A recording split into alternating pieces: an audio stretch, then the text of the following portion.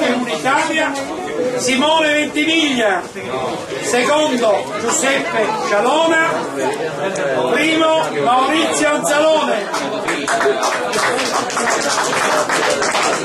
Maurizio ha una cosa da dirvi, vi vuole invitare tutti domenica prossima, quindi mi hai facoltà, alza il volume e vai. Allora Maurizio Anzalone estende l'invito ai colleghi che domenica prossima a San Cataldo,